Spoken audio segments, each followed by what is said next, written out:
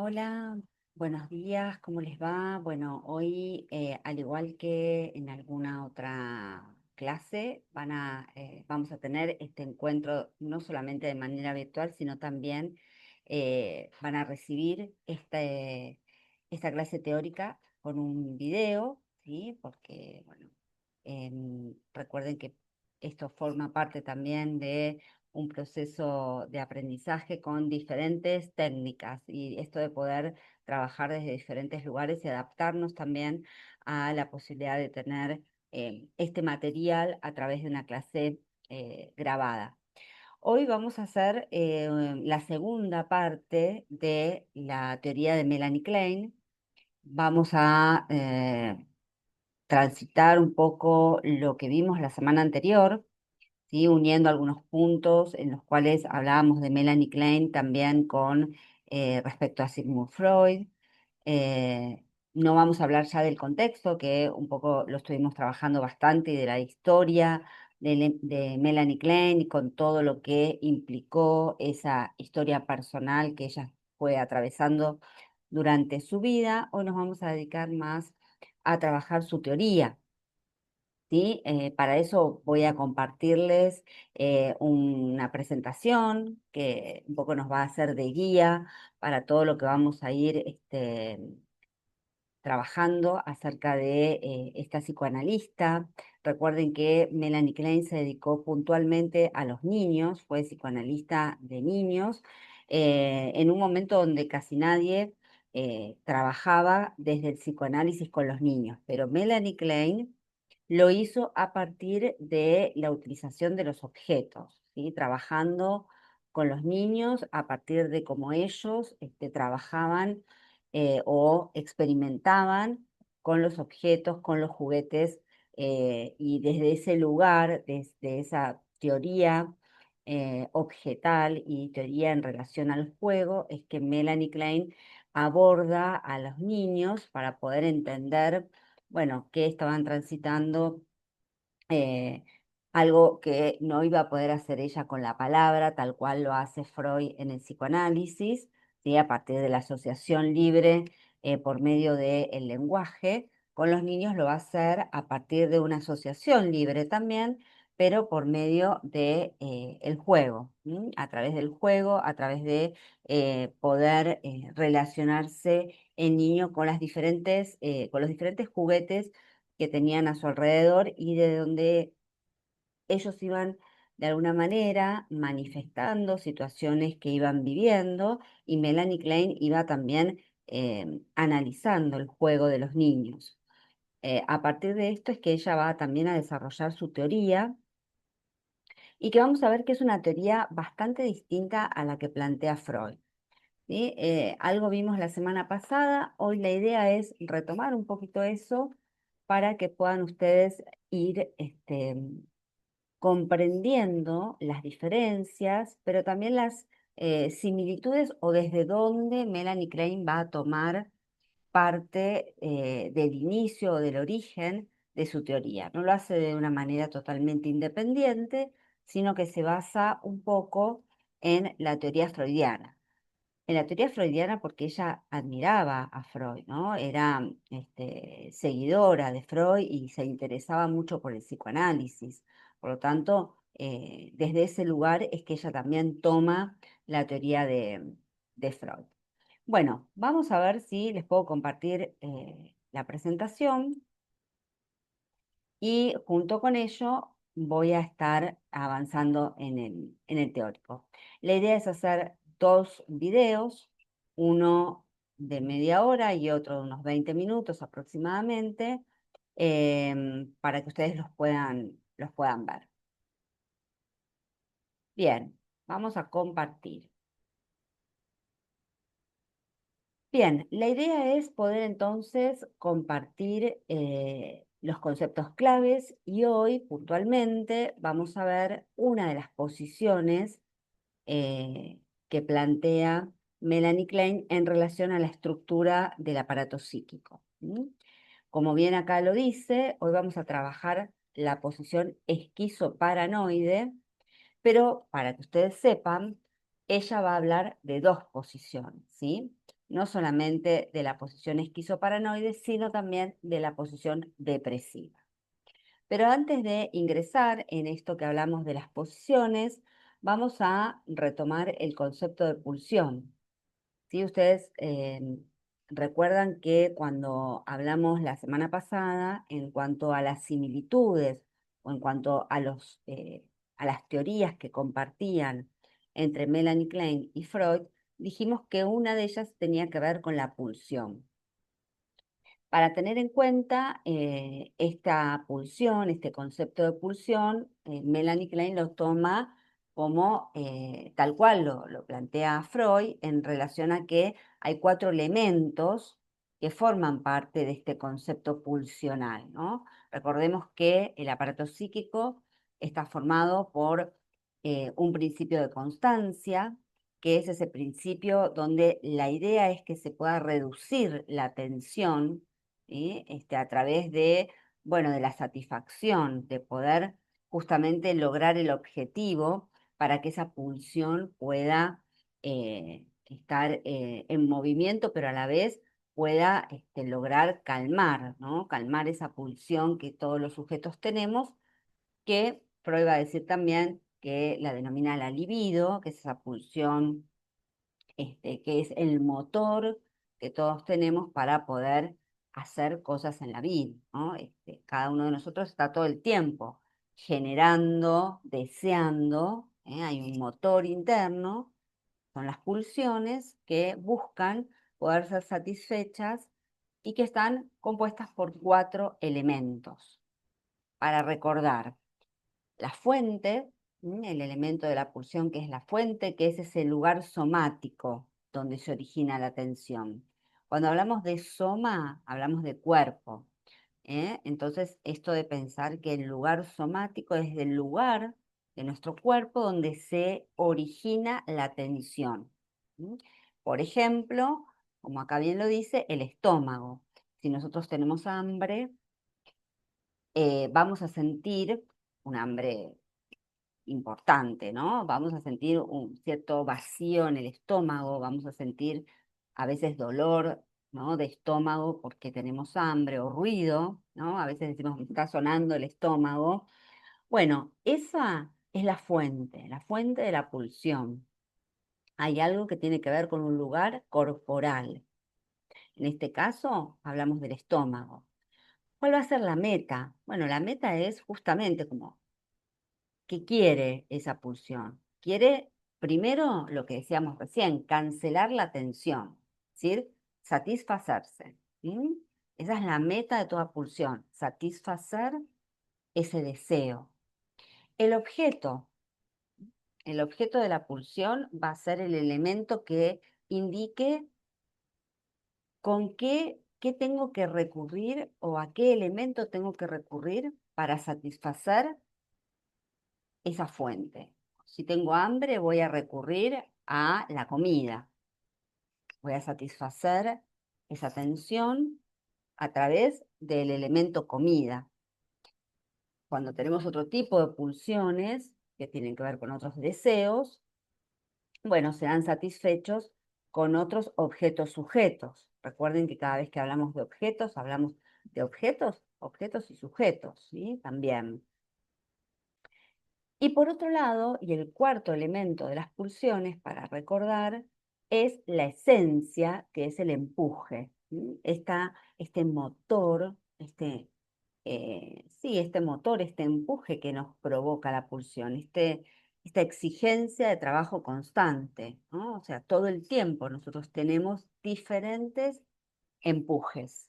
¿Sí? Nosotros estamos eh, teniendo un principio de constancia, es decir, que en la vida estamos deseando, estamos pulsionando cuando comemos, cuando trabajamos, cuando vemos una película.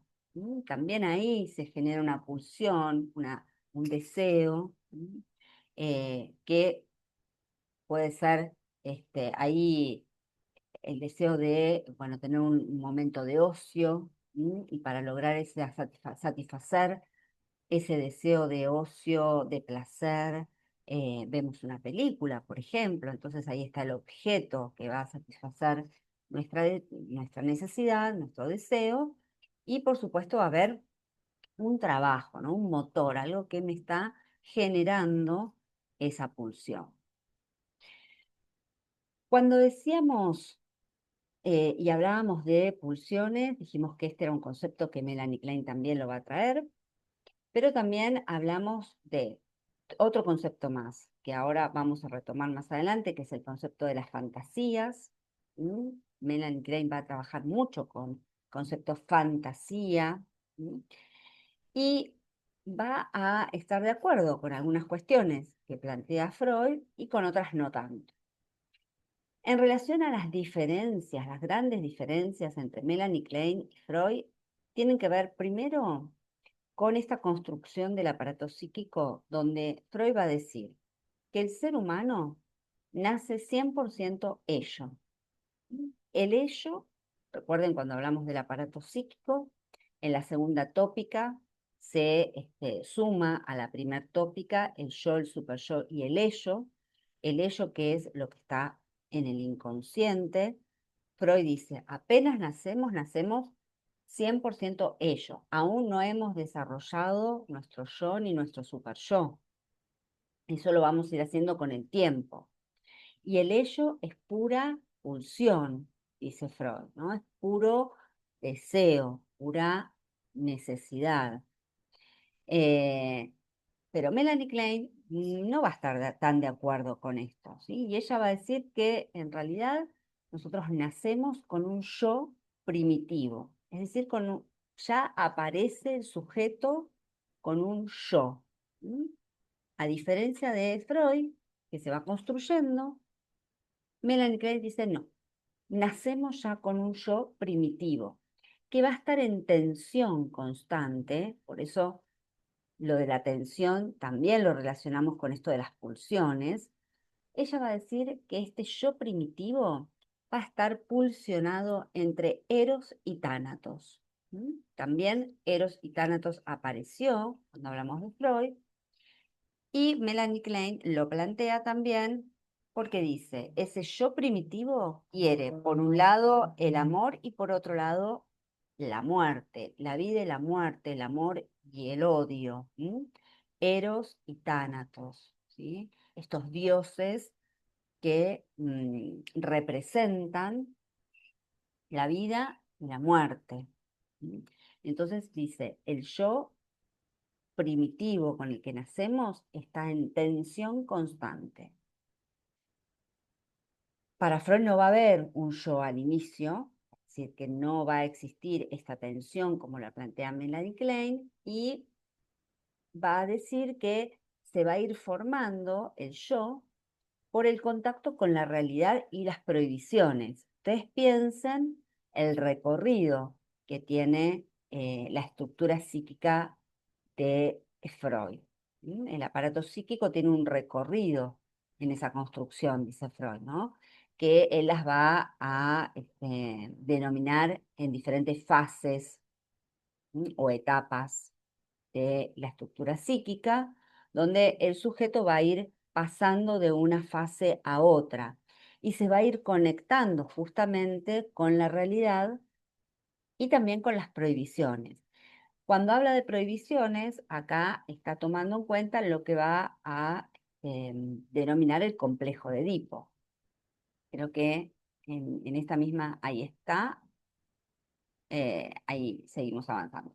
Freud va a hablar entonces, bueno, las prohibiciones en relación al complejo de Edipo, donde a los 5 años aproximadamente se marca la ley, aparece la ley del padre, aparecen los límites, y todos los sujetos, a partir de atravesar el complejo de Edipo, también genera la aparición, digamos, o la creación de este super yo que va a venir a decirnos qué está bien y qué está mal, ¿no? Antes de esto había más libertad, digamos, y a partir de este complejo de Edipo que está relacionado con la castración, ¿no? eh, justamente va a marcar los límites. Melanie Klein lo que va a decir que este yo primitivo que ella dice con el cual nacemos es un yo que es capaz de experimentar desde el nacimiento ansiedad y va a poder usar los mecanismos de defensa. Esos mecanismos de defensa que los toma de Freud, los que vimos y que hoy vamos a también a retomar un poco. Así que ahí vemos las diferencias, pero también las similitudes en las teorías. Melanie Klein entonces dice que este yo está conectado, experimenta la ansiedad desde el nacimiento y usa los mecanismos de defensa. Diferencia que también vimos la semana pasada, pero que está bueno retomar, es que para Freud el primer objeto de amor del sujeto, del individuo, es la madre. ¿Mm? Él, de vuelta, relacionándolo más con este complejo de Edipo, y para Melanie Klein, el primer objeto de amor es el propio yo. Es decir, que cada sujeto tiene como primer objeto de amor a sí mismo, porque ella plantea que hay un principio de narcisismo desde que nacemos. Este narcisismo que es me quiero a mí mismo. ¿Mm? El amor va hacia cada uno de nosotros. Gran diferencia acá entre los primeros objetos de amor para estos autores. Como decíamos, hay una gran diferencia entre Freud y Melanie Klein que tiene que ver con justamente cómo Melanie Klein va a hablar de posiciones y Freud va a hablar de etapas. Y acá hay una diferencia sustancial importante que hay que recordar. Cada vez que hablemos de Melanie Klein, no vamos a hablar de un aparato psíquico compuesto por dos posiciones y que una y otra son consecutivas y se pasa primero por una posición, que es la denominada esquizoparanoide, para pasar luego a una posición depresiva y ahí terminó nuestra estructura psíquica. La diferencia, en este caso, es que las posiciones son circulares. Todo el tiempo el sujeto, desde que nace, va a estar pasando por una u otra posición, dependiendo justamente el lugar, para no repetir la palabra posición, pero tiene que ver con esto, el lugar o la configuración específica que tiene el sujeto en relación con los objetos.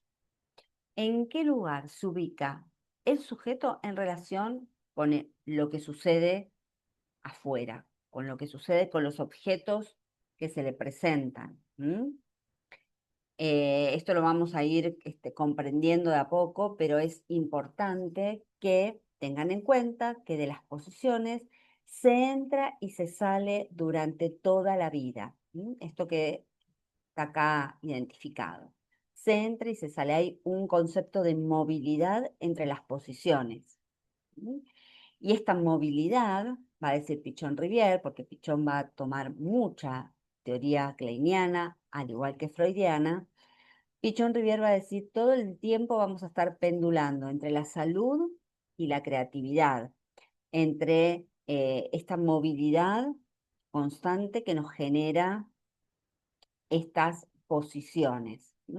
La posición en relación a los objetos fantaseados, y acá traemos el concepto de fantasía, objetos fantaseados por el bebé. Piensen que Melanie Klein analiza los niños, los bebés, en este primer periodo. Freud va a hablar de un desarrollo con una serie de etapas evolutivas. Recuerden que las fases freudianas se pasa de una fase a otra. Y si el sujeto vuelve a una etapa anterior, a una fase anterior, se considera una regresión y signo de patología. Cuando un sujeto queda eh, estancado en una fase, o se le produce una regresión a una fase anal, una fase oral, por ejemplo, muchas veces se habla de que hay un signo, como dice acá, de patología. Hay una regresión, hay algo patológico, algo más relacionado con la enfermedad, que se trabaja, por supuesto, en el psicoanálisis para poder elaborar y poder trabajar esa situación particular. Recuerden que muchas veces vamos a hablar de que alguien está en la fase oral o en la fase anal, eh, dependiendo de lo que le suceda en su vida. De a poquito lo vamos a ir introyectando mejor, incorporando mejor las teorías de Freud, pero para que tengan en cuenta las diferencias entre Freud y Klein. Otra diferencia importante es que para Sigmund Freud, el complejo de Edipo comienza aproximadamente entre los 4 o 5 años de edad. ¿Sí? Ahí es donde se despliega el complejo de Edipo, algo que por supuesto recuerden es inconsciente, ninguno de nosotros da cuenta de que pasó por el complejo de Edipo, pero sucede porque estructura nuestro aparato psíquico. Del complejo de Edipo sale como heredero el superyo. Y en el caso de Melanie Klein, ella lo que plantea es que este complejo de Edipo no aparece a los 5 años de edad, sino aproximadamente a los 8 meses, porque es cuando el niño va a cambiar de posición, cuando va a dejar la posición esquizoparanoide para pasar a una posición depresiva.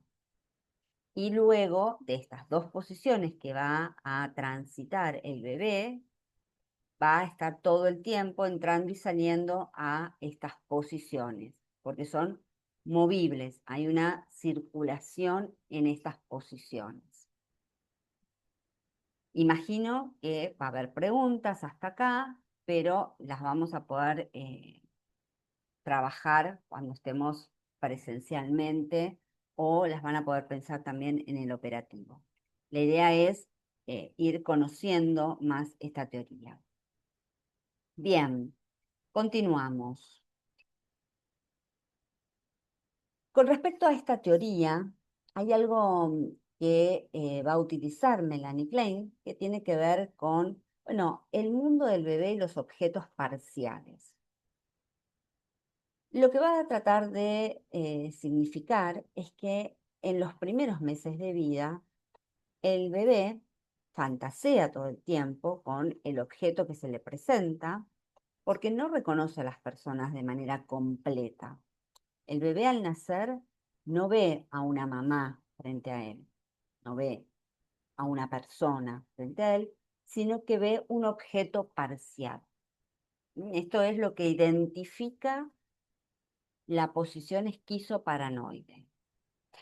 Es esa posición que tiene el bebé frente al mundo fantaseado, y digo fantaseado porque realmente frente a un bebé no hay un objeto parcial, hay una persona, hay una madre, hay un sujeto, pero ese bebé no va a poder reconocer a ese sujeto, sino que va a fantasear, su posición fantaseada frente al objeto va a hacer que él pueda encontrarse con un objeto parcial.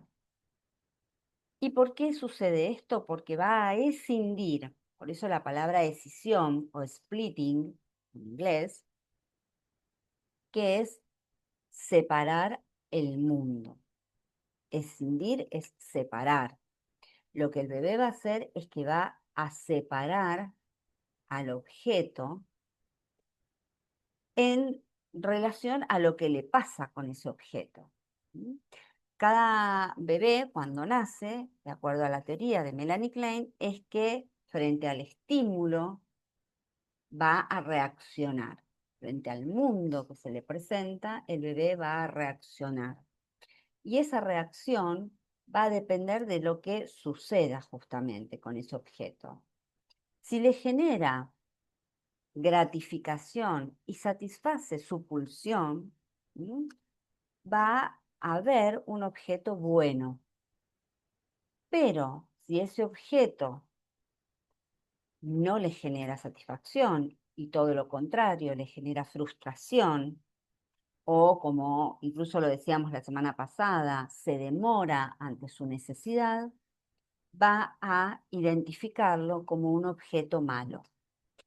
Por eso, aunque el estímulo, como dice acá bien en la presentación, provenga del mismo objeto, que en este caso es el objeto sujeto madre, el niño, el bebé recién nacido, no va a poder conectar con esa madre o con ese sujeto, sino que va a eh, poder únicamente relacionarse con un objeto parcial. Y no solamente parcial, sino escindido, separado. Por un lado va a ser un objeto bueno y por el otro lado va a ser un objeto malo.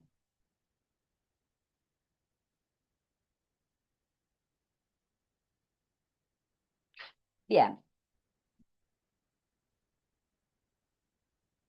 vamos a continuar. Hablábamos entonces de esta relación que tiene el bebé con el objeto y que lo divide en objeto bueno o el objeto malo, y por lo tanto Melanie Klein va a decir que en esta posición esquizoparanoide el bebé va a ver un pecho bueno o un pecho malo. Cada vez que hablemos de posición esquizoparanoide vamos a hablar de pecho bueno o pecho malo, ¿sí? No vamos a poder hablar de sujeto bueno o sujeto malo, porque no tiene esa posibilidad de integración en esta posición. ¿Sí? Y vamos a hablar de las fantasías inconscientes, esto que hablábamos anteriormente y que tiene que ver con las fantasías que también nos trae Melanie Klein tomando la teoría de Freud, ¿no? Y ella lo que va a plantear es que esta fantasía inconsciente es la expresión mental de los instintos, ¿sí? Y que existe desde el comienzo de la vida. O sea, desde que el bebé nace, están presentes las fantasías y y la realidad influye en la fantasía y la fantasía distorsiona e interpreta la realidad. ¿Sí? Acá vemos esta relación circular que hablábamos antes. ¿Sí? Cuando decíamos que el sujeto va a estar todo el tiempo entrando y saliendo de las posiciones, bueno, el sujeto va a estar circulando todo el tiempo en fantasía y realidad porque se van a relacionar, ¿no? La fantasía va a distorsionar, el bebé a través de la fantasía ve un pecho bueno, cuando aparece esa mamá y le da de comer, o cuando se le acerca porque quiere dormir y necesita ese pecho bueno que esté cerquita de él, ¿no? Cuando le sucede esto a los bebés, o va a aparecer el pecho malo que está relacionado con una pulsión más de tánatos, ¿sí? Más de ira, donde en esa relación fantasiada ese pecho no viene a satisfacer las necesidades porque se demoró mucho, porque en realidad el bebé en lugar de tener hambre tiene frío y la mamá no puede entender todavía, no puede significar ese llanto y entonces en lugar de, no sé, taparlo con una manta, le da el pecho y entonces el bebé llora, grita, lo muerde, ¿no?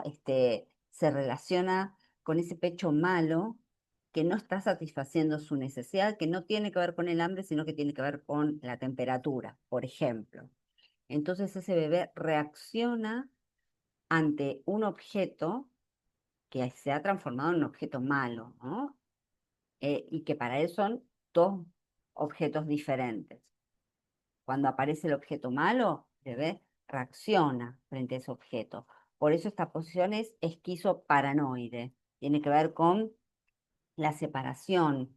Esta separación también que tiene que ver con una separación de la realidad. ¿Sí? Para el bebé funciona toda esta fantasía como una realidad psíquica operativa. Piensen que este objeto fantaseado tiene efectos reales en su conducta. No es que para él no es irreal. El bebé realmente, en este juego de palabras, se relaciona con un pecho bueno o con un pecho malo, dependiendo de lo que esté sucediendo con su pulsión, ¿m? Y con su satisfacción o su frustración. Bien, vamos a continuar. Bueno, esto que decíamos, ¿no? El ejemplo del bebé hambriento. Pecho bueno, satisfacción. Si el pecho llega pronto, el bebé alucina un pecho bueno, que se funde con el real, ¿sí? Fantasea un pecho bueno. Por eso incorpora de ese pecho bueno el amor y la gratitud. ¿M? Y acá hay un mecanismo que tiene que ver con la introyección. Introyecta amor y gratitud de ese pecho bueno que lo vino a saciar. Ahora, si el pecho malo no, es decir, está relacionado con la frustración porque se demora, el hambre se vive como un ataque interno. Fíjense qué interesante la teoría. El propio cuerpo, ¿m?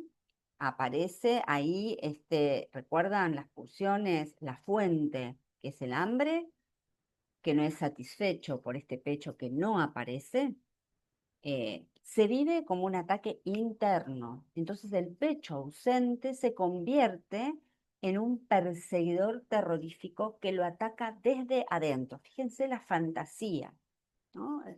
Qué teoría tan compleja y tan utilizada. Es decir, que ese pecho malo es un perseguidor. Escuchen cómo lo plantea el concepto, ¿no? Perseguidor terrorífico que ataca al bebé desde adentro. ¿M? Relacionemos fuente. La fuente pulsional es lo somático, que en este caso ataca al propio bebé y por lo tanto se tiene que defender de ese pecho, de ese pecho malo. Entonces, ¿qué va a hacer frente a esto? No va a incorporar lo malo, ya lo vamos a ver bien cuando hablemos de los mecanismos de defensa, sino que lo va a proyectar. Lo que le sucede dentro lo va a proyectar en el objeto pecho malo. Lo va a morder, le va a pegar, va a sacar la cabecita y lo va a golpear. Todo esto desde el inconsciente, por supuesto. Pero interesante la propuesta de Melanie Klein en esta posición esquizoparanoide. Dos escenarios, un pecho bueno cuando hay satisfacción o un pecho malo cuando hay frustración. Una introyección o una incorporación de amor y gratitud y una proyección de algo que tiene que ver con eh, la bronca, el odio que proyecto sobre ese pecho malo que me está atacando, ¿no? Y que me persigue, que persigue al bebé. Bien, dejamos acá este video porque no quiero que se corte. Dejo de compartir. La idea es ahora hacer otro video para ver la segunda parte de esta posición y poder darle un cierre a esta posición esquizoparanoide. En el próximo encuentro vamos a ver la posición depresiva y un poco la conjunción de todo, pero como no quiero que se corte este video, voy a pausar para poder continuar a partir de esta presentación con lo que resta de la teoría de esta segunda parte de Melanie Klein.